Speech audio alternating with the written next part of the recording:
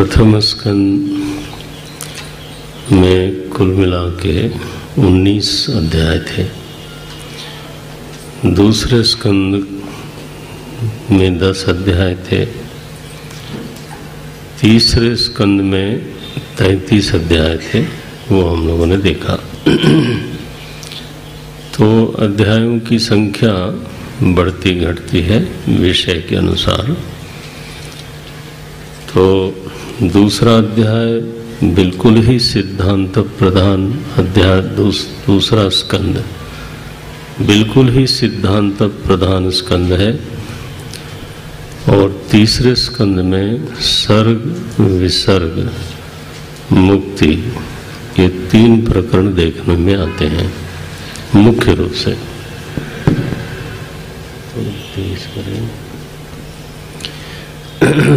सर्ग, विसर्ग और मुक्ति, ये 3 प्रकरण देखने में आते हैं। तो अब चौथा जो स्कंद है वो 31 अध्याय का स्कंद है। और इसमें जो मुख्य विषय वस्तु है वो आपको एक बार मन में ले लें। तो शुरू में तो भगवान शंकर का और दक्ष के साथ जो एक विरोध हुआ, तो दक्ष का विरोध है और वो प्रकरण देखने में आता है। ये प्रकरण काफी लंबा चलता है, करीब 6 अध्याय तक ये प्रकरण है। दक्ष का विरोध है भगवान शंकर से।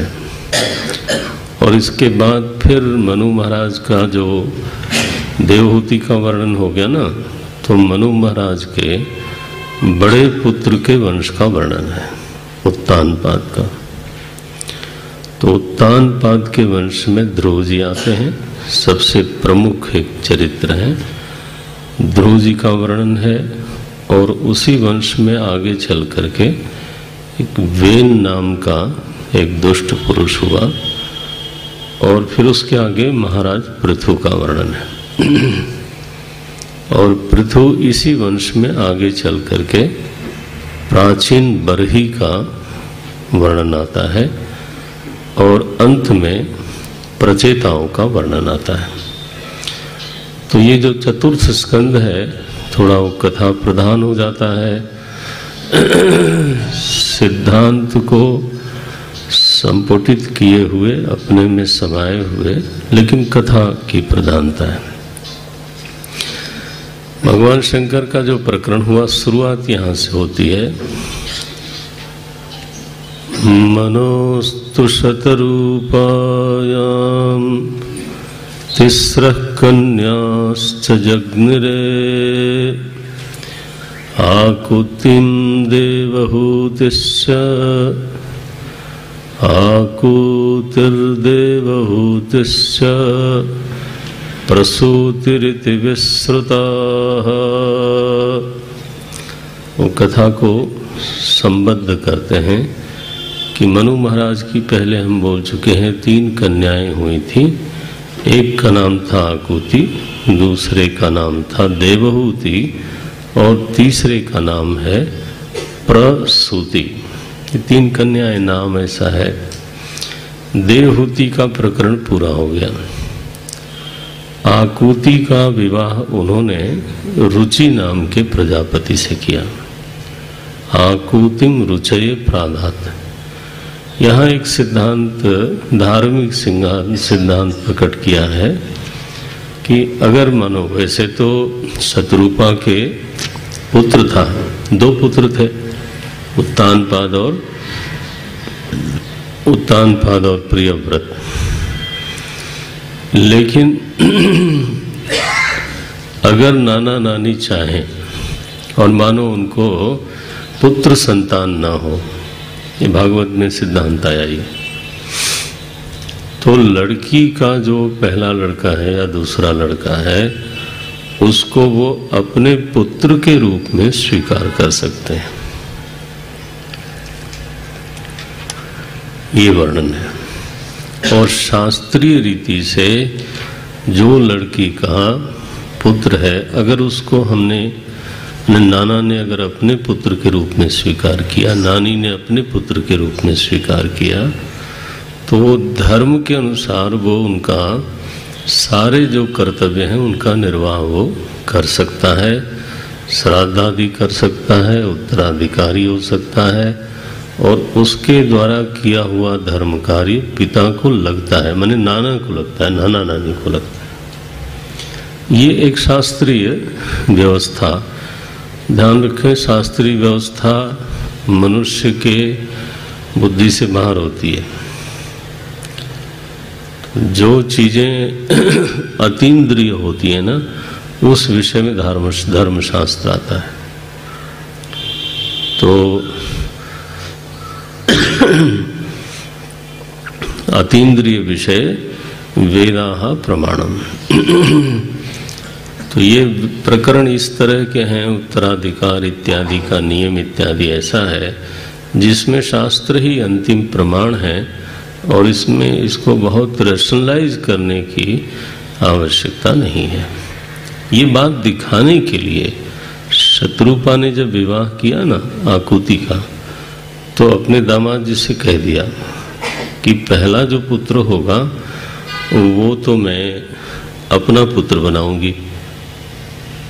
तो रुचि ने कहा माता जी आपकी जैसी इच्छा। तो इस तरह से हुआ, इसको पुत्रिका धर्म बोलते हैं। अच्छा, तो आकुति का ये प्रकरण चला, देवहूति का पूरा हो गया, प्रसूति का विवाह उन्होंने किया प्रजापति दक्ष से, और दक्ष नाम से भी दक्ष थे, कर्म से भी दक्ष थे, बहुत ही दक्ष थे, बुद्धि उनकी बहुत चतुर, प्रवृत्ति मार्ग के महानायक, कर्म मार्ग के महानायक, मोस्ट डायनेमिक, एफिशिएंट, डिसाइसिव, जो भी अलंकार आप देना चाहें, he became the CEO of this universe. Company नहीं, the whole universe he became CEO। ऐसा उनकी योग्यता थी। उनसे प्रसूति का विवाह हुआ, और सच में तो सृष्टि में बहुत जो विस्तार हुआ वो दक्ष के द्वारा ही हुआ। अच्छा, तो दक्ष की 16 कन्याएं शुरू में हुई, तो 13 का विवाह तो उन्होंने कर दिया धर्म से, 2 का विवाह किया, एक तो पितरों को दिया और एक अग्नि को दिया, 15 हो गई। और एक जो सबसे छोटी रही होंगी उनका नाम था सती।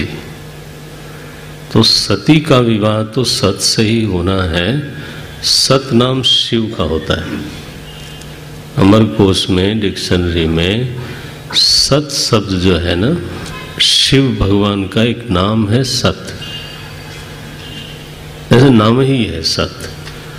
तो नेचुरली उनकी पत्नी होंगी सती, और सती तो पत्नी हो नहीं सकती, तो उन्होंने वर्ण किया महाराज कि नहीं मैं तो शिव जी से ही विवाह करूंगी।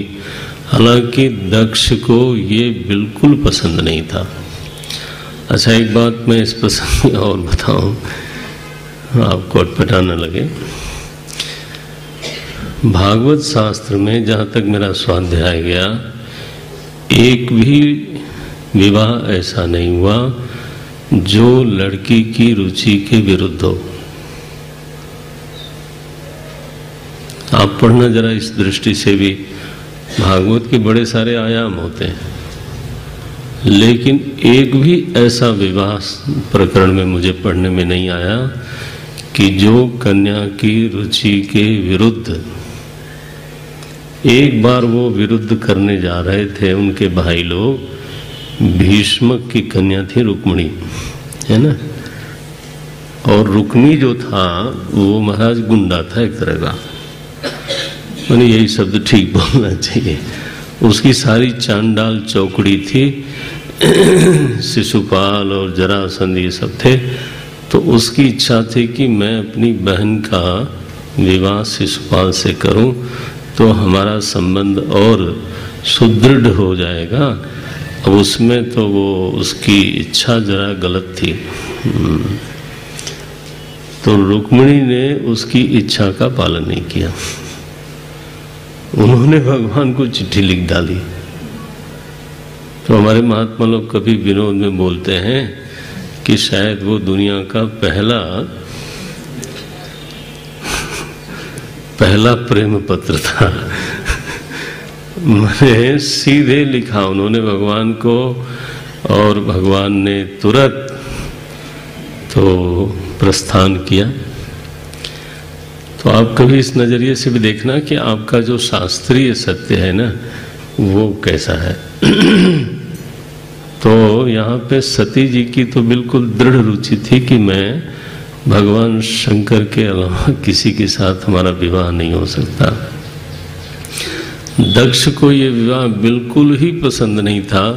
ये निकम्मा आदमी धरती पर बोझ, तो शिव जी निवृत्ति के महानायक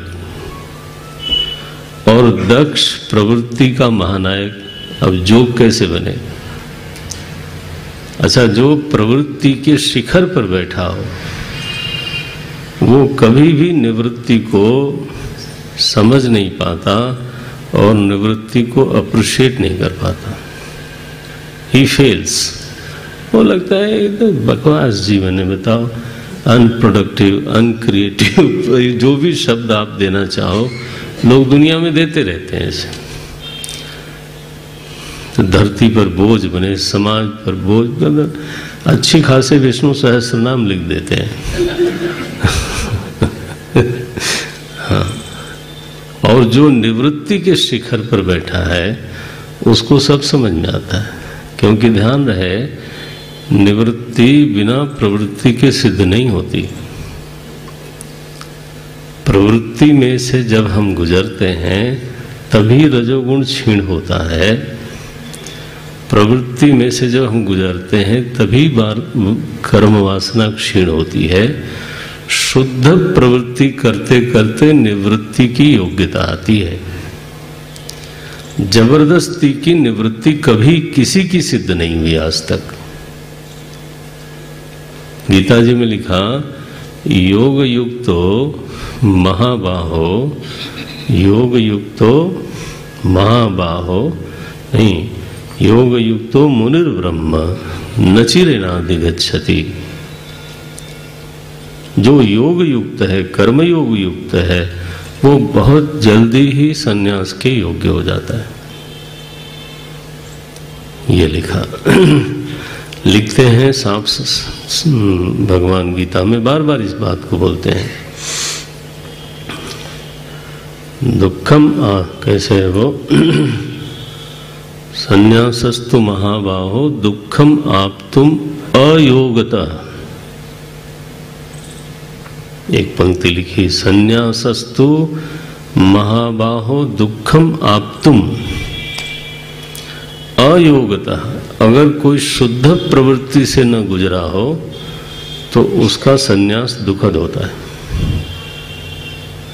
उसकी निवृत्ति सुख कारणी नहीं होती। तो ये तो नियम है शास्त्र का। तो जो तो निवृत्ति के शिखर पर बैठा है, एकांत सेवी है, समाधिशील है, नितांत अपरिग्रही है, ये भगवान शंकर उसका बिल्कुल साक्षात मूर्तिमान विग्रह है। ऐसा निबिड़ एकांत सेवन करते हैं, समाधिशील हैं, परिग्रह के नाम पर उनके पास कुछ रहता नहीं। हृदय में भक्ति का ऐसा प्रवाह रहता है निरंतर। विद्या नाम गुरु हो, सारी कथाओं के गुरु हैं, सारी विद्याओं के गुरु हैं। तुम त्रिभुवन गुरु वेद बखाना। उनकी ऐसी अद्भुत स्थिति है तो वो निवृत्ति से ही प्राप्त है। भक्ति इतनी है, निरहंकारता इतनी है कि भगवान की कथा श्रवण, जो कथा के मूल पुरुष हैं उन्होंने ही रचि महेश निज मानस राखा। राम कथा उन्होंने बनाई, लेकिन राम कथा को सुनने के लिए कैलाश से नीचे आते हैं। एक बार कुंभज ऋषि पाही शंभु गए। देखो ऐसी निरहंकारता है। कथा मिलती हो, शुद्ध शुद्ध कथा मिलती हो तो महाराज कैलाश छोड़ करके नीचे चले आते हैं। कथा श्रवण उन्होंने ही काकभूषुंडी जी को कभी कथा समझाई थी, बाद में काकभूषुंडी जी के पास गए श्रवण करने के लिए, और वहां पक्षियों में कथा चल रही थी तो महाराज हंस बन करके वहां वो कथा सुनते हैं। ऐसा स्वरूप है शिव जी का। माने अध्यात्म के जो भी सलक्षण हैं, जो भी अलंकरण है, वो सब भगवान शंकर का स्वभाव है। तो निवृत्ति के महानायक और प्रवृत्ति के महानायक, तो वो अपना दामाद ऐसे निठल्ले, है ना। अब यही सब आप उसको ऐसे भी बोल लो, निठल्ला, निकम्मा, जो भी है। वो दक्ष कहता था, बेटी तुम किससे शादी कर रही हो, इसको आज तक कपड़ा तक पहनने नहीं आया, कुछ भी लपेट लेता है, ऐसी हालत है। कहाँ तुम्हारी, तुमको लगता है कहीं हमने पालने में गलती करी है। तुमको मैंने तो उसी स्कूल में भेजा था जिस वो सब बहुत नाराज रहता था। अब हुआ ये कि एक दिन सभा बैठी थी, ब्रह्मा जी भी बैठे थे उसमें। दक्ष आए, ब्रह्मा जी को तो प्रणाम किया क्योंकि उनके पिताजी थे वो, और उनकी अपेक्षा थी कि शिव जी उठ के प्रणाम करेंगे। ये महाराज उठे नहीं। कोई कोई कहते हैं कि चूंकि वो ऐसा कुछ खास प्रसंग था नहीं तो उन्होंने आंख बंद कर ली थी, और आंख बंद करी तो सीधे ध्यान में जाते हैं, तो उनको ख्याल ही नहीं था कि श्रीमान जी पधारे हैं। तो चाहे जो भी हो, आंख खुली भी हो तो क्या फर्क पड़ता है। तो उठी नहीं की, न प्रणाम नहीं किया। अब महाराज, मैंने कहा ना, जो श्रद्धा भोगी होता है उसको बहुत तकलीफ होती है। प्रणाम लेने की आदत पड़ जाए और कोई न करे तो ऐसा गलती करना नहीं चाहिए। जहाँ मुझे प्रणाम करना है वहाँ जरूर करना चाहिए, नहीं तो वात्सल्य नहीं मिलता। वो तो चलो पहला नुकसान है। दूसरा, वात्सल्य से हट करके थोड़ा सा, है ना, रोष भी मिलने लगता है। तो अब इसको तो बड़ा रोष हुआ और खड़ा हुआ। उसने कहा, पिताजी, ब्रह्मा जी, आपकी वजह से मैंने बेटी का ब्याह किया, ये कितना नालायक है। देखो आप, मैं कोई द्वेष पूर्वक नहीं बोल रहा हूं, शुरू यहीं से करते हैं लोग। मुझे कोई द्वेष नहीं है मेरे मन में कोई बल्कि जो सच है वो मैं बोलता हूं, ऐसा वर्णन है महाराज। सच बताने के लिए महासत्यवादी शुरू हो गए। इसकी आंखें तो देखो बानर की तरह, ऐसे ऐसे बोला महाराज सबके बीच में इस सभा में। अच्छा, शिव जी महाराज मंद मंद मुस्कुराते हैं, वो बोलता जाता है। उनको अभिषेक लेने की आदत है, बोले आज यही अभिषेक। भाई 9-10 द्रव्यों का अभिषेक होता है, आज यही सही। तो वो अभिषेक कर रहा था, शिव जी महाराज मंद मंद मुस्कुरा रहे थे। लेकिन नंदी बाबा को बहुत बुरा लगा, बोले हमारे मालिक को ऐसा बोलता ही है, दुष्ट। और उन्हें पलट के जो शाप दिया दक्ष को, तो शुरू हो गई शापाशापी। अब उसका परिणाम ये हुआ कि शिव जी खिन्न हुए, थोड़े से उठ के चले गए। और इस बीच में दक्ष को प्रजापतियों का प्रजापति माने सबसे ऊंचा पद दे दिया गया। तो उसने कहा अब मैं देखता हूं। तो एक यज्ञ किया महाराज, वो कोई भगवान को प्रसन्न करने के लिए नहीं किया था। The very motive was polluted। उसने यज्ञ किया कि मैं दुनिया को दिखाऊंगा कि मैं क्या चीज हूं, और खास तौर से शंकर को तो जो है अपमानित करूंगा। देवताओं को निमंत्रण दिया, उन्होंने कहा तुम लोग आओ। अब भाई देखो, अब इतना बड़ा आदमी निमंत्रित करे तो कोई मना भी नहीं करता। और बोले जहाज से आना सब लोग, और कैलाश के ऊपर से जहाज लेके आना। अब सती जी ने देखा वहां कि ये हर हर करके बार बार जहाज उड़ रही है, तो उन्होंने पूछा क्या हो रहा है? बोले कुछ नहीं है, आप तो अपना काम करो, क्यों ध्यान देती हो इधर उधर। लेकिन वो इतने सारे जहाज गए कि आखिर ध्यान गया उनका। बोले कि हुआ क्या है? बोले आपके पिताश्री एक यज्ञ कर रहे हैं, वहीं ये देवता लोग जा रहे हैं। बोले हैं, हमको खबर ही नहीं। तो क्या हुआ, पिता के घर तो जा ही सकते हैं। शिव जी ने कहा बिल्कुल जा सकते हैं। कुछ ऐसे घर है जहाँ बिल्कुल जा सकते हैं, गुरु है, पिता है, मित्र है, इन घरों में बिना बुलाए जा सकते हैं। लेकिन वहाँ अगर पहले से कुछ मनमुटाव हुआ हो तो तहाँ गए कल्याण न होई। वहाँ जरा संभल के जाना चाहिए। मेरे ख्याल से ये जानबूझ करके हमको बुलाया नहीं गया है, और आप जाओगी कुछ बात हो जाएगी तो नुकसान होगा। महाराज सती जी ऐसे देखें शिव जी की ओर जैसे भस्म कर देंगी। सच में ऐसा लिखा है, एकदम भस्म करने वाली दृष्टि। अब कभी कभी आवेश हो जाता है माताओं में इस तरह से, वो सती जी वाला आवेश। तो पुरुष लोगों को समझ लेना चाहिए कि इस समय आवेश है। वो कभी घर में, कभी बाहर, कभी घर में, कभी बाहर ऐसे करें, और अंत में तो शिव जी की बात सुनी नहीं, चल पड़ी एकदम। ऐसे ही चल पड़ी तो शिव जी ने तुरंत भेजा सवारी और सब, भाई स्टेटस होना चाहिए।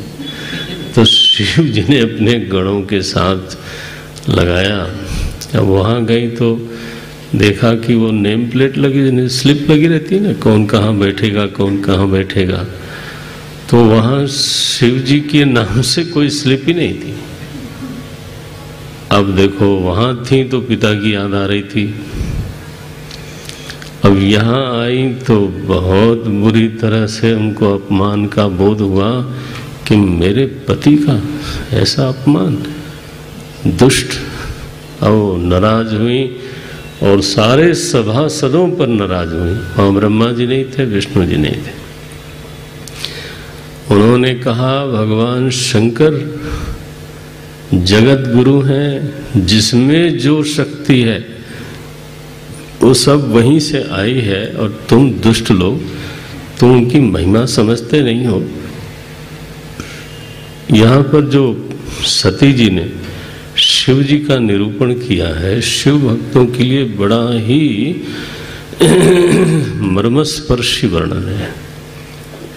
बहुत अच्छे तरीके से शिव जी को प्रकट किया यहाँ पर।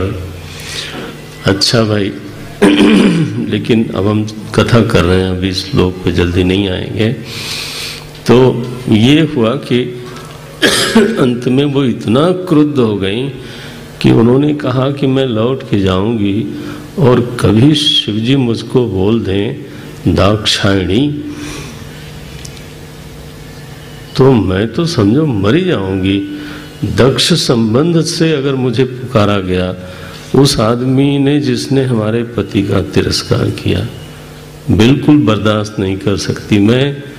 तुम्हारे शुक्र से शरीर हुआ है, मैं इसको जला दूंगी। जला दिया उन्होंने।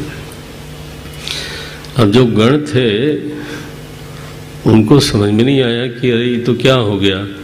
तो जो उनको समझ में आया उन्होंने किया, लूटपाट तोड़ फोड़ शुरू करी। लेकिन महाराज वो ऋषियों ने एक सेना प्रकट कर दी और इनकी पिटाई हो गई शिवगणों की बहुत कस के। तो उसमें से कुछ भागे भागे आए शिव जी के पास, और वो महाराज ज्ञान सभा में बैठे थे, वेदांत का आनंद मचा रहे थे। नारद जी ने पूछा क्यों महाराज, आपको कुछ अंदाज भी है क्या हो रहा है? सती जी कहाँ है? बोले वो तो मायके में है और नेचुरली आनंद में होंगी। बोले आनंद में होगी, वो तो भस्म हो गई। ओ महाराज बहुत गुस्सा हुआ। उनका शस्त्रागार उनकी जटाई थी, उन्होंने एक बाल निकाल के फेंका और वीरभद्र प्रकट हुआ। क्या आज्ञा प्रभु?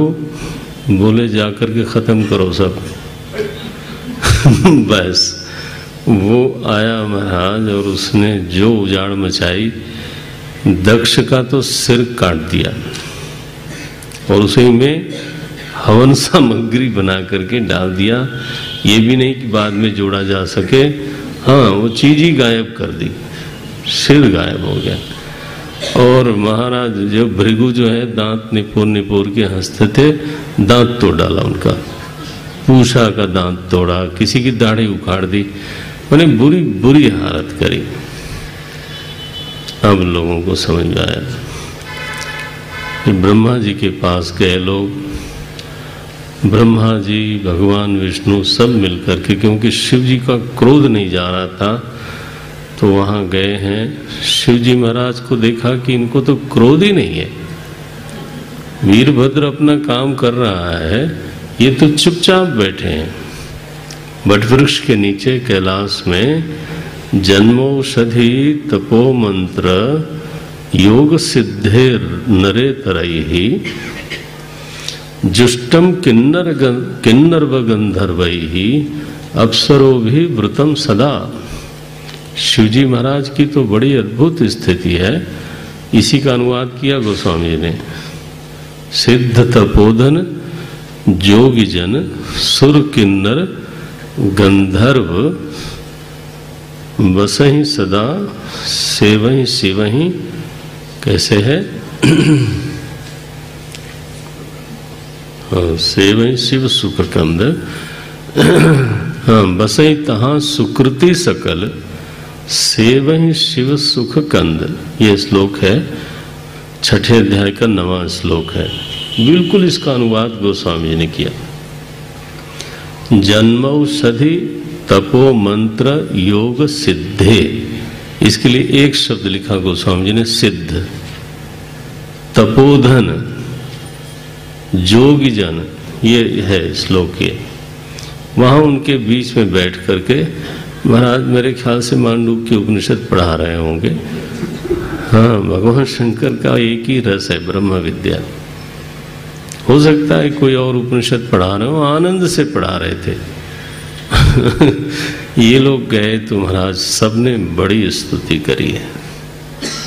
तो शिव जी ने कहा मुझसे चाहते क्या हो वो तुम लोग बताओ, भाई डिस्टर्ब मत करो, मैं तो वेदांत पढ़ाने का आनंद लेता हूँ। बोले महाराज उसका यज्ञ पूरा करवाओ, उसको जिलाओ तो सही। बोले अब देखो उसका सिर तो आहुति डाल दिया गया, अब वो तो हो नहीं सकता। ये मैं बहुत करता था, तो तुम लोग जाओ, जो पहले एक जानवर मिले उसका सिर जोड़ो उसमें। वो संयोग से बकरा ही मिला महाराज, जैसा स्वभाव वैसा योनि मिली। वो बकरा जब भी बोलता है मैं बोलता है, तो मैं बोलने वाले याद रखें जरा सा, क्योंकि अगला भविष्य उनका क्या होगा। तो वो दक्ष को बकरे का मुंह मिला और फिर वो यज्ञ पूरा हुआ भगवान शंकर के अनुग्रह से, वो सब हो गया। तो यहाँ जो पूरा प्रकरण है, अगर आप सावधानी से स्वाध्याय करो तो प्रकरण केवल इस बात को दिखाने, एक सिद्धांत को दिखाने के लिए है कि प्रवृत्ति और निवृत्ति का परस्पर विरोध हो जाता है अविवेक के कारण। वास्तविकता तो ये है कि जो प्रवृत्ति है उसका पर्यवसान निवृत्ति में होता है। प्रवृत्ति का पर्यवसान प्रवृत्ति में नहीं होता। प्रवृत्ति होती इसीलिए है कि जीवन में धीरे धीरे सारे कर्तव्य पूरे हो जाएं,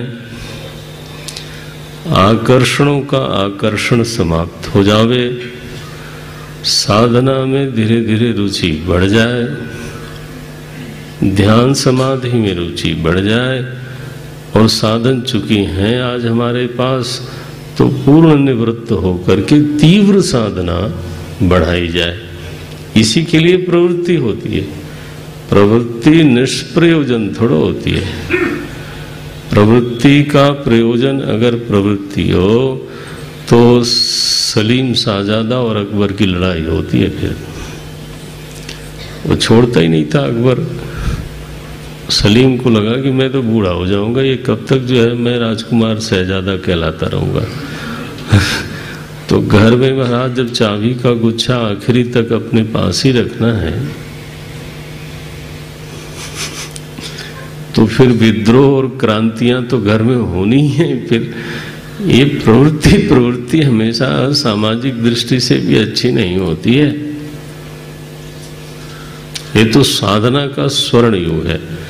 एक बार मैंने अपने वरिष्ठ लोगों के बीच में चर्चा करी।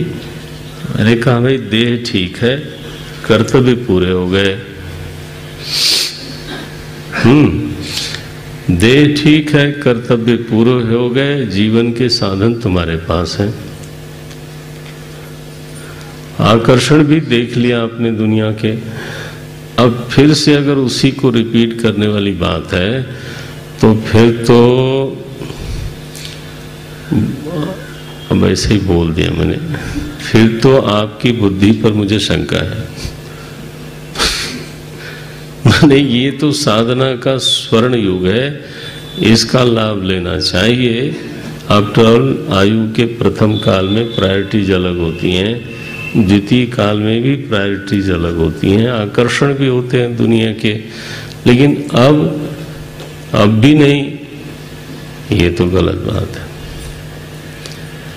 तो निवृत्ति की महिमा क्या है इस बात को, और निवृत्ति का विरोध होना स्वाभाविक है, इस बात को इस पूरे प्रकरण में बहुत अच्छी तरह से डील किया गया है। कभी इस नजरिए से इसको देखिएगा।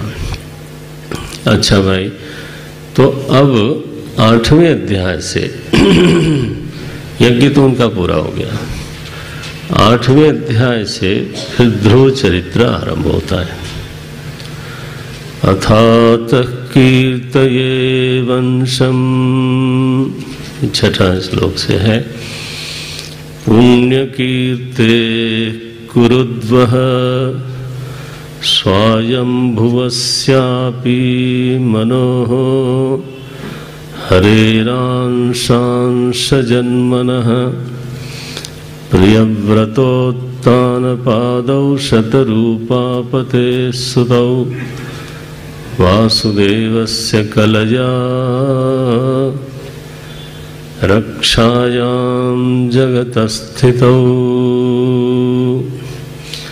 ये 5 अध्यायों में ध्रुव जी का चरित्र है। 12वें अध्याय तक चलता है।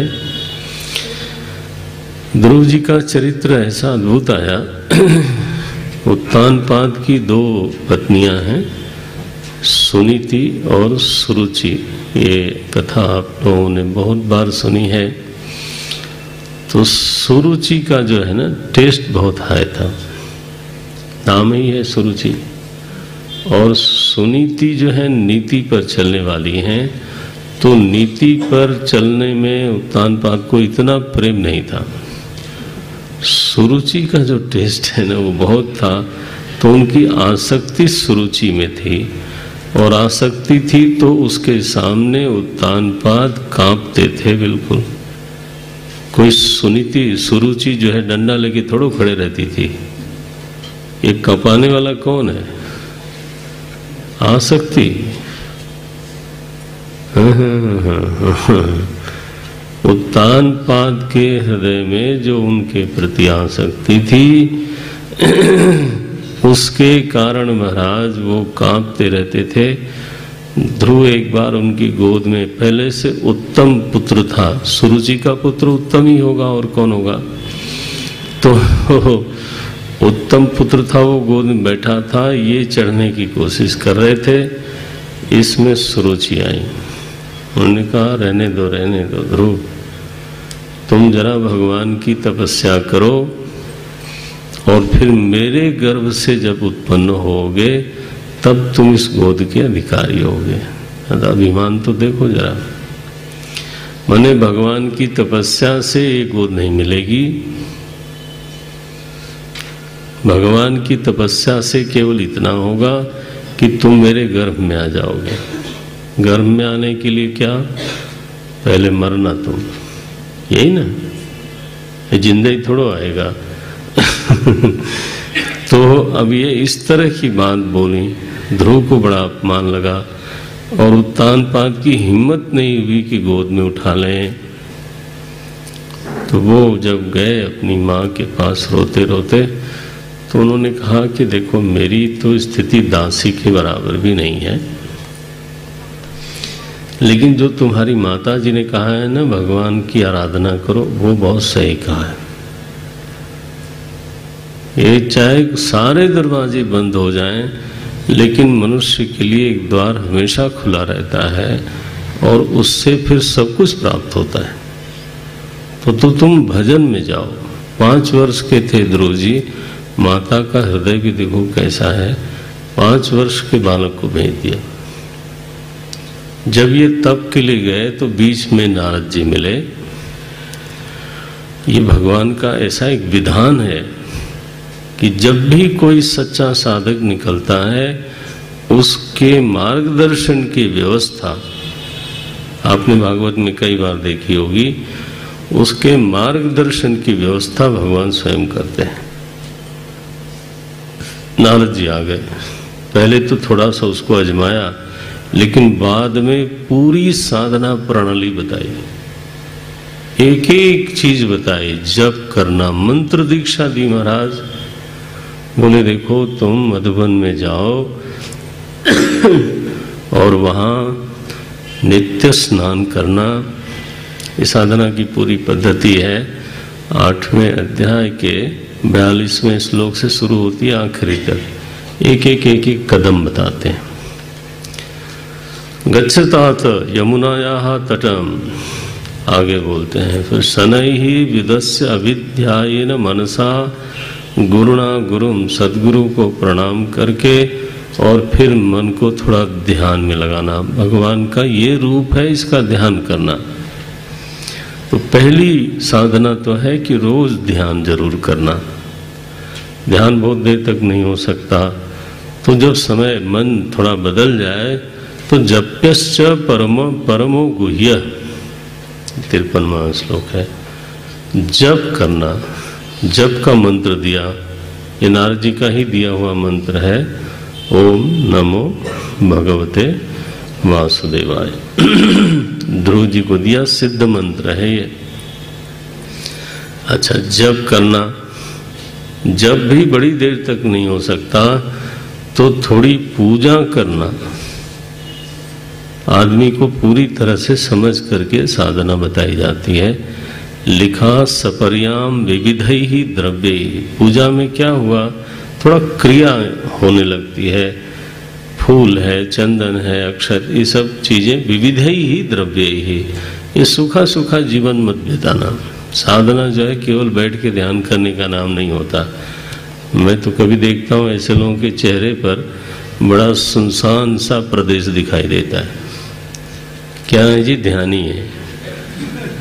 अरे भैया थोड़ा पूजा पाठ भी किया करो, थोड़ा रस रहे जीवन में, आश्रय बना रहना चाहिए, जप भी होना चाहिए। देखो ध्रुव लोग ना ऐसा कल्पना करते हैं कि जाके एक टांग पे खड़े हो गए। ऐसे साधना नहीं होती है एक टांग पर खड़ा करने की। ध्यान है, जप है, पूजा किया और फिर बोलते हैं उनकी लीलाओं का चिंतन करना। जो जो अवतार लेकर के उन्होंने लीला किया है उसकी चिंतन करना, उस पर हो सके तो कभी कुछ गाना। स्वेच्छावतार चरितई ही अचिंत्य निज माया। फिर धीरे धीरे जब भजन बढ़ेगा तो भाव वर्धना, धीरे धीरे तुम देखोगे तुम्हारे हृदय में, ये पहचान है कि तुम्हारे हृदय में भाव की प्रगाढ़ता बनी, भाव बढ़ने लगा। बस ऐसी साधना करना। सुबह से शाम तक का काम पक्का कर लो, दिनचर्या बना लो। ध्यान, जप, पूजा लीला चरित्रों का स्मरण और भजन, ये दिनचर्या बनाओ। खाना पीना छोड़ दिया जी, ये तपस्या करी ध्रुव ने, देखो ऐसा लिखा नहीं है।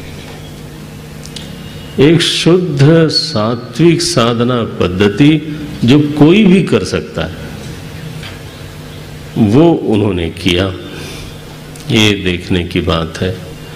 ध्रुव ने साधना की, भगवान प्रकट हुए बहुत जल्दी ही, लेकिन ध्रुव की साधना का प्रेरक तत्व जो है ना, वो था सर्वोच्च पद लेने वाला, कि मैं ऐसे पद पर बैठूंगा जिस पर मेरे कुल खानदान का कोई भी व्यक्ति न बैठा हो। तो साधना का प्रेरक तत्व मुमुक्षा नहीं है, साधना का प्रेरक तत्व भगवत प्राप्ति नहीं है, साधना का प्रेरक तत्व है पद।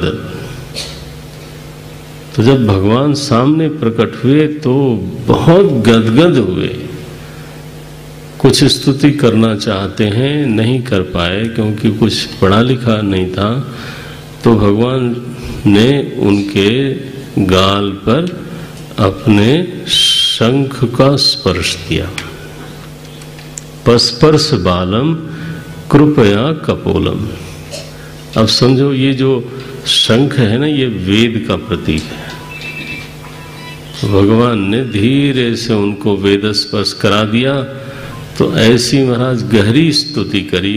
एक श्लोक तो बोली दूं मैं, ये 9वें अध्याय का 6वां श्लोक है। योऽन्त प्रविश्य मम वाचमिमां प्रसुप्तां संजीवयत्यखिल शक्तिधर स्वधाम्ना अन्यांश्च हस्तचरणश्रवणत्वगादीन् प्राणान् नमो भगवते पुरुषाय तुभ्यम्। अंतः प्रविश्य, जो हमारे भीतर बैठे हुए सोई हुई वाणी को जगाने वाले प्रभु हैं, जो भीतर बैठ करके सारी इंद्रियों को संजीवनी दे रहे हैं। संजीवयति अखिल शक्तिधर स्वमामना स्वधामना, सारी शक्तियों के धारण करने वाले हैं, सारी इंद्रियों को संजीवनी देते हैं, यहाँ तक कि हस्तचरण को भी। अन्यांश्च हस्तचरण श्रवण त्वगादीन, कर्मेंद्रियां भी उन्हीं से जीवित हैं, ज्ञानेंद्रियां भी उन्हीं से जीवित हैं। अंतःकरण आदीन पद से ले लेना, अंतःकरण भी उन्हीं से जीवित है। वो जो भीतर चिदात्मा बैठे हुए हैं, मैं उनको प्रणाम करता हूँ। नमो भगवते पुरुषाय तुभ्यम। देखो क्या बात है, भगवान सामने खड़े हैं तो बहिः स्थितः बोलना चाहिए था ना। बाहर खड़े प्रभु आप ऐसा करते हो, हाँ, क्या बोले? अंतः प्रविश्य। देखते बाहर हैं, बोलते हैं तुम भीतर हो। ये ऐसे अद्भुत बात है। आप और हम लोग भी जब मंदिर में जाते हैं, कई बार दर्शन करने के लिए दूर चल के जाते हैं, द्वारिकाधीश गए, सोमनाथ जी गए। अच्छा, वहाँ जब मैं देखता हूँ आम आदमी को, जब भगवान के सामने खड़ा होता है, हाथ जोड़ता है, तो आंखें बंद कर लेता है। अरे आप देहरादून के मंदिर में भी जाते होंगे तो ऐसा शायद करते हो, तो क्यों करते हो? इतनी दूर तो चल के गए थे देखने के लिए, हैं? तो देखो ना फिर। बोले नहीं नहीं नहीं, ये स्वाभाविक प्रक्रिया है कि आदमी पता नहीं कहाँ से उसको कोई बताया हो या ना बताया हो, भगवान के सामने जाके आंख बंद करता है, भीतर देखने लगता है। ये हमारे राम जी ने कहा सबरी को, सबरी मम दर्शन फल परम अनुपा, है? बोलो, जीव पाव निज सहज स्वरूपा। मेरे दर्शन का फल ही बड़ा विलक्षण है, देखता मुझको है और पा जाता है अपने आप को। ये देखो, तो ध्रुव जी महाराज बिल्कुल पारमार्थिक स्तुति करते हैं। लंबी स्तुति है, पढ़ने लायक है, समझने लायक है। लेकिन ध्यान रखना, उनका संकल्प तो था पद पाने का, तो उनको भगवान ने सर्वोच्च पद दिया। ध्रुव भी एक पद है, और जो इस कल्प तक रहेगा तो कहने के लिए नित्य है, लेकिन वो अंततः वहां से भी गिरना होता है। बाद में उनको बड़ा ग्लानि हुई कि बताओ, मैं परम को प्राप्त कर सकता था, मैं एक पद लेके खुश हो गया। बड़ी ग्लानि हुई कि मेरा प्रेरक जो मूल संकल्प था वो जरा अच्छा नहीं था, इसलिए मैं चूक गया। उधर उत्तानपाद को बड़ी ग्लानि हुई कि बताओ, स्त्री भय से मैंने लड़के का त्याग कर दिया, पता नहीं क्या हो रहा होगा उसको। तो नारद जी आके उनको सांत्वना देते हैं कि कुछ नहीं होगा उसको, चिंता न करो आप, वो तो बहुत अनुग्रहित होकर के वापस आएगा, तो आप स्वागत करना, और बल्कि कुछ ही दिनों में आने वाला है। तो उत्तानपाद प्रतीक्षा कर रहे थे। जब ध्रुव जी वापस पहुंचे तो पूरे नगर ने उनका बहुत स्वागत किया। उनके जो बड़े भाई साहब थे वो गए थे लड़ाई में, मारे गए थे, तो इन्होंने प्रतिशोध लेने के लिए यक्षों पर घोर आक्रमण किया। बाद में ब्रह्मा जी ने आके मना किया, ये साधुओं का मार्ग नहीं, इतना हिंसा करते हो। तो बाद में जब वो उनका देह पूरा हुआ तो विमान आया, तो उन्होंने कहा देखो, मैं विमान में चढ़ूंगा नहीं, क्योंकि मुझे इस लायक बनाया है मेरी माता ने। तो मेरी माता की गति क्या है पहले वो बताओ। इतनी कमाई थी, महाराज शर्त रख देते थे, मेरी माता की क्या क्या गति है वो बताओ। तो पार्षदों ने कहा देखो, ये आगे आगे विमान पर आपसे पहले वो जा रही हैं, तो तब जाके विमान पर चढ़े महाराज, और फिर वो अपने ध्रुव पद पर आसीन हुए। उनके पुत्र थे उत्कल, उन्होंने तो राज्य लिया नहीं, वो जन्म से ही विरक्त थे। दूसरे हुए वत्सर, वत्सर से हुए वेन, महादुष्ट था ये, अपने नाना पर चला गया था। इसके नाना का नाम मृत्यु था, तो ये मारता था लोगों को। तो जो चोर डाकू बदमाश थे वो तो सैया भय कोतवाल, हाँ, उनको तो लगा कि हमारी जात का ही राजा हो गया है, तो वो तो हो गए प्रसन्न महाराज। और जितने सज्जन सुशील लोग थे उनकी त्राही त्राही हो गई। तो ऋषियों ने कहा कि नहीं नहीं, जाके समझाएंगे। तो वेन के यहाँ गए समझाने, उसने कहा बताओ, ये भिखमंगे लोग चले आए, ऐसे बोला महाराज, हमारे अन्न पे पलते हो और हमको सुझाव देते हो, अपनी तो तुम लोग देख रेख तक तो कर नहीं सकते। तो ऋषि लोगों ने कहा है, इसका तो दिमाग ही खराब हो गया। तो हुंकार भरी, तो हुंकार करने से मर गया महाराज, वेन गया वो। ऋषियों ने कहा राजा तो चाहिए, तो उसके शरीर का मंथन किया। कई बार मेरा मन होता है कि शायद ये क्लोनिंग का पहला एक्सपेरिमेंट था, क्योंकि यहाँ माता के बिना ही उसके सेल से, उसी के शरीर के सेल से एक संतान, पहले तो एक मलाह टाइप कोई चीज आया, तो उसमें उसका तमस निकल गया, और फिर महाराज पृथु का जन्म हुआ। वो एक अवतार है। जैसे जन्म हुआ तो ज्योतिषियों ने तो लंबी लंबी बात कही, तो बोले पृथु महाराज, चारण भाटों ने बड़ी बात करी, आप ये करो महाराज ये, उन्होंने कहा मेरा तो जन्म हुआ है अभी, तो मैंने कुछ किया ही नहीं, तो तुम लोग इतना यशगान कैसे करते हो? चमचागिरी की भी कोई। तो ये लोग गए ऋषियों के पास, चारण भाट लोग, कि हमारी तो जीविका गई महाराज। ये तो राजा सुनता ही नहीं। पहले तो हम जरा चढ़ावड़ा के माला पहन लेते थे, ये लोग कंठ में 10-20 माला इसलिए पहनते थे राजा लोग कि अब कहाँ पुरस्कार देने के लिए पर्स खोला जाए, तो एक माला तोड़े पहना रत्नमयी माला। तो ऋषियों ने कहा गलती करी ना, तुम ये कहो कि आप ये करोगे, ये करोगे, ये करोगे, भविष्य वृत्ति से स्तुति करो, वो सही है। ओबामा को महाराज शांति पुरस्कार दे दिया गया, नोबल।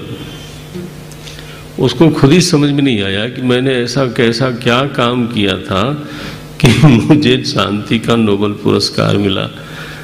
तो हमारे मित्र लोग बोले नहीं, इसके लिए नहीं मिला है, इसको इसलिए मिला है कि आगे जाके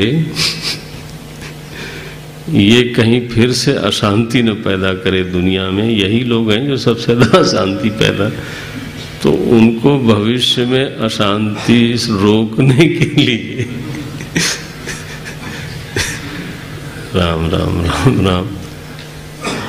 महाराज पृथु इतने बड़े महापुरुषार्थी वे, पृथ्वी को उन्होंने अपने धर्म से, कर्म से धन धान्य पूर्ण कर लिया। यहाँ एक प्रकरण है कि पृथ्वी में पोषण की अनंत सामर्थ्य है, सारी समृद्धि रत्न भरे पड़े हैं, हम जानते नहीं। आप सोचो अरब में इतना तेल था 60-70 साल पहले, और या कहो 80 साल पहले, बस उसके पहले महाराज ये ऊंट पर सब सौदागरी करते थे ये लोग, और ऐसा कष्टमय जीवन था इनका। उसी रेत पर चलते थे जिसके नीचे ये इतना संपदा थी, नहीं जानते थे। हमको क्या मालूम कि पृथ्वी में कहाँ क्या दबा पड़ा है। जिस दिन मालूम पड़ गया, राम राम राम राम। कल मुझे बता रहे थे लोग कि वहाँ कुआं खोदा जाता है, तेल निकल आता है। तो अब वो तो धरती ने दिया ना, ऐसे तो रत्नाकर, वसुंधरा शब्द है धरती के लिए। वसून माने धन, वसून धारयति।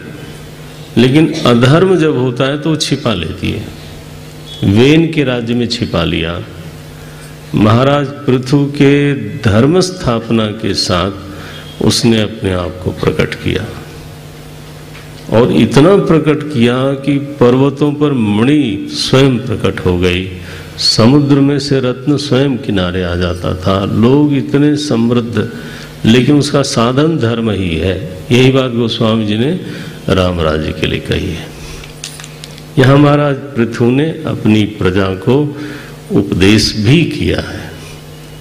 राम राज्य में भी भगवान राम ने अपनी प्रजा को उपदेश किया है। तो पृथु तो भगवान के अवतार ही थे, भगवान का उनको दर्शन भी हुआ। फिर भी यहाँ लिखा है कि उनकी जो मुक्ति हुई वो सनकादि ऋषियों के सत्संग से हुई। भगवान के दर्शन से, धर्मराज की स्थापना से वो बात नहीं सिद्ध हुई। और ऐसी मुक्ति हुई कि महाराज 22वें अध्याय में 37वां श्लोक है ये, प्रत्यक्षकास्ति भगवान तमवे ही सोस्मी। बोले जो भीतर बिल्कुल चकास्ति, इसीलिए हिंदी वाले चकाचक शब्द ले आए। आप देख रहे हो ना ये शब्द, ये चकाचक यहीं से आया है। प्रत्यक्षकास्ति भगवान, भगवान बिल्कुल चमाचम भीतर चमक रहे हैं और मैं वही हूँ। ये बोध महाराज पृथु को हुआ। सोहमस्मी, मुक्त हुए हैं महाराज पृथु। अब इसके बाद प्राचीन बरही की कथा है, और प्राचीन बरही तो बहुत बहिर्मुखी थी, यज्ञ वगैरह बहुत करते थे। तो नारद जी ने देखा कि यज्ञ करने के कारण इनके जीवन में संयम तो बहुत है, संतोष भी है, बड़ा व्रत बंध है, तो इसको इससे ज्यादा ऊंची गति मिलनी चाहिए। तो गए नारद जी उसको समझाने, तो उसने कहा महाराज मेरी बुद्धि इतनी बहिर्मुख है कि मैं आपकी सूक्ष्म बातों को जरा समझ नहीं पाता हूं।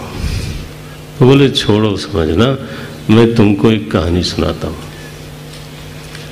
कहानी से महाराज वेदांत का उपदेश किया। आसीत पुरंजनो नाम, 25वें अध्याय में मैं हूं। बोले 25वें अध्याय का 10वां श्लोक। एक पुरंजन नाम का एक व्यक्ति था, युवा, बलिष्ठ, सुंदर, और वो हिमालय की तराइयों में परिभ्रमण कर रहा था। और वहाँ क्या दृश्य दिखता है कि एक नगर है और उस नगर में 9 द्वार हैं, और वहाँ से एक युवती, अत्यंत सुंदरी युवती, तो वो चली आ रही है और उसके आगे आगे क्या बोलते हो, बॉडीगार्ड, पिक्चर है कोई नहीं? हाँ, तो वो कौन था मालूम है? वो एक सर्प था जो चला आ रहा था, और 11 तो उसकी सखियां सहेलियां चारों तरफ थीं। तो देखा उसने कि अरे ऐसा हो रहा है, ये कौन है, लेकिन इतनी लुभावनी है। जाके सीधे पूछा, देवी तुम कौन हो, किसकी लड़की हो? बोले देखो भाई, ये सब पूछना हो तो मुझसे बात मत करो। मोस्ट मॉडर्न, अति आधुनिका जिसको बोलते हैं, I do not believe in background. अब खानदान पूछोगे, फिर कुंडली मिलवाओगे, ये सब बात गड़बड़ मत करो, ये नहीं चाहिए। कौन हो? बोले मैं हूं इस समय तुम्हारे सामने और तुम अच्छे लग रहे हो मुझको। सीधा बोला महाराज। इन्होंने भी कहा तुम अच्छे लग रहे हो गया विवाह, सिंपल। और फिर बहुत दिनों तक ऐसा आपस में आसक्त जीवन जिया है। यहाँ महाराज की कोई भी शायद पति ऐसा पत्नी भक्त नहीं होगा, और शायद कोई प्रेमी भी कोई ऐसा प्रेमिका भक्त नहीं हुआ जैसा वर्णन है यहाँ लिखा है। जब वो जम्हाई लेती थी तब ये जम्हाई लेते थे। Can you do it? जब उसको छींक आती थी तब इसको छींक आती थी। ये लिखा है, मैं अपनी ओर से तो कुछ बोलता नहीं। ये 57वां श्लोक से शुरू है महाराज। बोले जब वो खाती थी तब खाते थे, जब पीती थी तब पीती थी, जब सोते थे तब ये भी सो जाते थे, और जब गाने लगती थी कैसा दृश्य होता होगा। जब वो गाती थी तब ये भी महाराज गुनगुनाने लग साथ में। क्या ऐसा आसक्त जीवन है। लिखा है क्वचित हसंत्याम हसती, इसके पहले चुप रहता था, जब वो हंसती थी सडनली ये भी हंसना शुरू करते थे। हसंत्याम हसती जलपत्याम अनुजलपति कचित धावती धावंत्याम, जब वो दौड़ती थी तो ये भी दौड़ते थे, चाहे मतलब हो चाहे ना हो। ऐसा ऐसा लिखा महाराज। बैठ जाए तो बैठ जाए, सो जाए तो सो जाए। ये तो अद्भुत है। 60वां श्लोक ऐसा है, बोले जब वो सुनती थी तभी ये सुनते थे। अरे राम, ये कैसे करती होगी। माने आप यहाँ जैसे बैठे हैं, लोग तो सुनना तो मजबूरी है ना, कान तो खुले ही हैं। बोले ना ना ना, पुरंजन की ऐसी सिद्धि थी कि जब वो नहीं सुनती थी तो ये भी नहीं सुनते थे। हे राम राम, जब वो सूंघती थी तभी ये सूंघते थे। उसके पहले गंध का क्या होता है भगवान जाने। ऐसा आसक्त वर्णन किया है। और कभी वो सोच में पड़ जाती थी तो ये भी ऐसे ही सोचती, खुश हो जाए तो खुश हो जाए। ये पूरा वर्णन है 61वें श्लोक तक।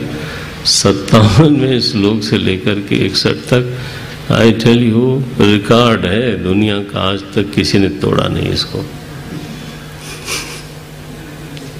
एक दिन ये महाराज बिना पूछे चले गए आखेट के लिए, और जब लौट के आए तो वो कोप भवन में बैठी थी। बिना पूछे चला गया। अरे महाराज ये सूख गए। और कैसे मनाया जाता है लिखा है ये गए कोप भवन में। पहले घरों में महाराज जैसे आजकल बनाते हो ना, अलग अलग बाथरूम, पूजा घर, एक कमरा और बनता था उसका नाम था कोप भवन। जिसको गुस्सा है वो उधर जाए तो ये मसला था। तो ये वहाँ थी, तब ये गए महाराज और बड़ा अनुनय विनय किया। और बाद में लिखा है 20वें श्लोक में, स्पर्श पाद युगलम, दोनों पांव छुए महाराज उसको और दोनों पांवों को गोद में लिया। इससे कोई प्रेरणा लेना चाहे तो ले, मैं कोई आपत्ति नहीं करूंगा। स्पर्श पाद युगलम, गोद में लेके उसको सहलाते हैं। उत्संग लालिताम, गोद में लेके उसका लालन करते हैं पैर का, तब जाके वो मानी महाराज। इस बीच में इनकी राजधानी पर आक्रमण की योजना बनने लगी। एक चंडवेग नाम के गंधर्व थे, तो महाराज उनके पास 360 तो गंधर्वों की सेना थी और 360 गंधर्वियों की सेना थी, स्त्री सेना भी थी। 720 लोगों की सेना थी। इन लोगों ने मन बनाया कि राजधानी बड़ी फली फूली है, कर दो आक्रमण। तो ये तैयारी में लगे। इस बीच में एक युवती है, उसका नाम है काल कन्या। नाम बड़ा जोरदार है महाराज। वो सबसे विवाह करना चाहती है, सबका आलिंगन करना चाहती है, लेकिन सब भागते हैं उससे। हाँ, वो घर को छू दे तो घर बूढ़ा हो जाए, खंभे को छू दे तो खंभा बूढ़ा हो जाए, आदमी को छुए तो बस वो तो फिर बिना दांत का हो जाए। तो आप सोचो कौन उसको, तो भागते थे लोग देख के।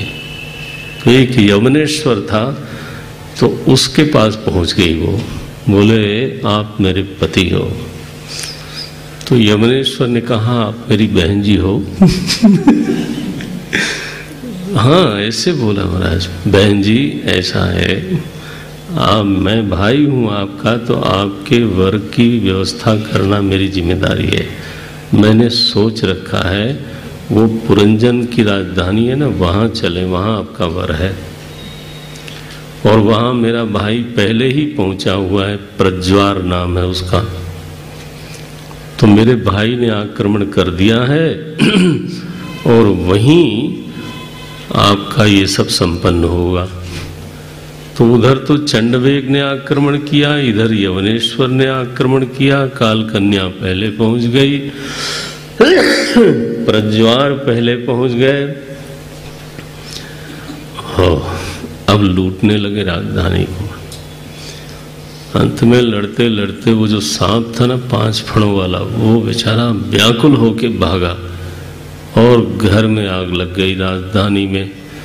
तो पुरंजन तो मरने के पहले याद करता है कि मेरी पुरंजनी कहाँ गई। उसी को सोचते सोचते सोचते सोचते मर गया वो। अब लिखा है अंते या वृत्ति सा आकृति, मैंने सोचते, स्त्री को सोचते हुए मरा ना, तो स्त्री बन के जन्मा। ये बड़ा झंझट वाला काम है। भरत जो हैं वो हरिण सोचते सोचते मरे तो वो हो गए, और ये इनकी हालत हो गई, ये वैदर्भी बन के इनका जन्म हुआ। ऐसी स्थिति बनी। वहाँ विवाह हुआ उनका, वो पति मरा, तो बहुत रो रही थी। तो इनका एक अविज्ञात सखा था, वो आके उपदेश करता है कि कहाँ तुम स्त्री पुरुष के चक्कर में हो, तुम तो आत्मा हो, अपने स्वरूप में जागो। प्राचीन बरही को ये उपदेश था। पुरंजन माने जीव। अब ये कथा पूरी होने वाली है क्योंकि ये चतुर्थ स्कंद हमने पूरा कर दिया। पुरंजन माने जीव आप, और पुरंजनी माने आपकी बुद्धि। ये लिखा है यहाँ, पूरा प्रकरण है। तो आप सोचो, जब बुद्धि उदास होती है तो आप उदास होते हो कि नहीं? बुद्धि सो जाती है तो आप सो जाते हैं। जो बुद्धि करती है आज के दिन वही मैं करता हूं। अलगाव हमारा हो ही नहीं पाता बुद्धि से, और इस चक्कर में मैं कभी स्त्री कभी पुरुष बनता हूं। यहां फिर से एक बार पुरुष को माया कहा गया है। 61वां श्लोक है ये 28वें अध्याय का। आप चाहें तो देख लें 28वें अध्याय। क्योंकि स्त्री है ना वैदर्भी, तो वैदर्भी को उपदेश करते समय पुरुष को माया लिखते हैं। माया ही ऐसा माया मया सृष्टा यत् पुमांसम स्त्रियम सती। ये सती स्त्री के लिए ये पुमान जो है ना, ये माया है साक्षात। तो आप ये न रोना कि ये हमारे शास्त्र में एक ही को माया कहा गया है। ना ना ना, ना ऐसा नहीं। तो ये बुद्धि से अलगाव करो। अविज्ञात सखा ये साक्षी चेतन है, वो गुरु बन के आता है वहां, और वैदर्भी को उपदेश करता है कि पहले न तो तुम पुरुष थे और अब न तो तुम स्त्री हो। तुम तो स्वयं मेरा स्वरूप हो। तुम काहे को रोते गाते रहते हो? एक संसरण लिखा देखो, का तुम कस्यासी 52वां श्लोक, और 54वें में कहा हंसौ अहम च त्वं च आर्य सखायौ मानसायनौ अभूतामंतरावौकः सहस्र परिवत्सरान स त्वं विहाय माम बंधो गतो ग्राम्य मतिर महिम। ग्राम्य मति में फंस करके तो तुम्हारी ये दुर्गति हो गई। संसरण करते हो, कभी स्त्री कभी पुरुष कभी पशु। तुम इस पुरंजनी से अपने को अलग करो, खुश रहो। और फिर इसका आध्यात्मिक ये काल कन्या कौन थी? बुढ़ापा। इसको कोई नहीं चाहता महाराज। आने के पहले ही लोग च्यवनप्राश खाने लगते हैं। हाँ, और थोड़ी वॉकिंग एरिया बढ़ा देते हैं। हाँ, जवानी में नियम से हम लोग टहलते नहीं, बुढ़ापे में देखो बिल्कुल नियम से। ये क्या है? बोले काल कन्या से भाग रहे हैं। तो इस तरह से आध्यात्मिक रूप बताया गया है। और यहाँ आकर के ये चतुर्थ स्कंद की पूर्ति होती है। थोड़ा परिचेताओं का वर्णन करते हुए संध्या काल में मैं अब फिर पंचम स्कंद में प्रवेश करूंगा। चतुर्थ स्कंद में अंतिम में ये बात कही गई कि जो विदुर जी थे वो चौथा स्कंद सुनने के बाद बोध हो गया उनको, और भगवान की भक्ति से तृप्त हो गए। तो मैत्रेय ऋषि को प्रणाम किया उन्होंने, और फिर वो हस्तिनापुर के लिए चले गए। ये ध्यान में रहे। तो तीसरे स्कंद में वो आए थे और चौथे स्कंद में वापस चले गए। ये अब पांचवें स्कंद में आएंगे।